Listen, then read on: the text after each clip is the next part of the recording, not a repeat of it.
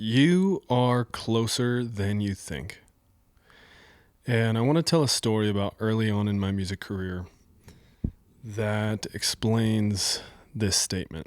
So I had been writing music from the time I was about, 16 or 17 through college and always in the background of my life. And I always loved writing songs, and I always had in the back of my mind, oh, this song could go this direction or it could sound like this. And even though I was just playing the guitar and singing, I felt that I could hear so much more in the songs.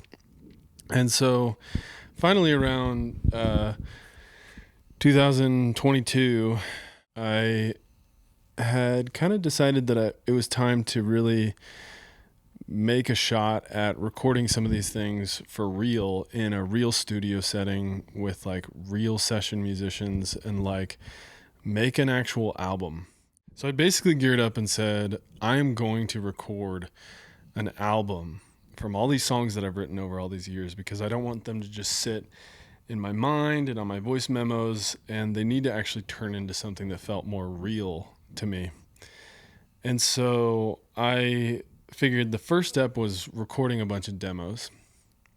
And I just felt like every time I sat down, there was so much pressure in just recording the general concept of these songs that I had sung for years, that I know like the back of my hand.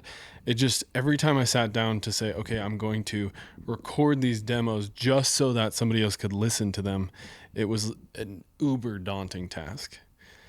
And at the same time, I basically was trying to figure out where I was going to go record all these songs and with who, because I'd never done that in my life. And so I just started by listening to musicians that I felt like were reminiscent of the sound that I was imagining, and to try and figure out who and where they recorded those songs and see if I could go do that myself. Basically, I stumbled across this album called Room 41 by Paul Cawthon, and it really impacted me, everything that was going around in the production. Obviously, he has an incredible voice and he's an amazing songwriter and singer, and he's an incredible performer, but what I was really listening for at the time was the production. And so I found out that a guy named Jason Burt from Dallas was one of the producers on that album that had just impacted me so much. And so I decided, okay, once I record all these demos, I'm going to reach out to this guy. And so lo and behold, I'd still kind of just gone through the same process of every so often trying to sit down and record another demo, and it just never felt right. I didn't feel like my voice was very good. I didn't feel like I knew how to record stuff. I couldn't really play to a click track on my computer, and I didn't know enough stuff to make it sound good. And so I just kept kind of pushing it off and pushing it off and pushing it off until, a couple months later, one day I thought, okay, at a minimum, I'm just going to send this guy a DM on Instagram. And even if it takes months for him to get back to me, at least I put myself out there. And if it's not him, I'll go find somebody else and whatever. I was driving down the road with a friend of mine, and I was looking at his Instagram, and for whatever reason, I just felt courageous that day. And I messaged him and I said, hey, pull it up. And so on November 11th, I just reached out to him. I said, hey man, my name's Rob. I'm a huge fan of your work. I wasn't able to find another way to contact you, so I hope you don't mind me hitting you up here. I've written a number of songs, and I really would like to work with you as a producer. Would you be open to talking about the project and see if you're interested? Within minutes, he said, absolutely. And he sent me his email. And then, lo and behold, months later, I was in Dallas recording music at Modern Electric Sound, which is a super cool old recording studio in Dallas, meeting new people that I've never worked with before. And one thing led to another, and finally now I'm here where I'm starting to like release the music from this album that we've recorded, nearly 2 years ago. The immediacy with which he responded to me and the openness with which he responded to me made me feel like, wow, I didn't realize how close I was to what I wanted.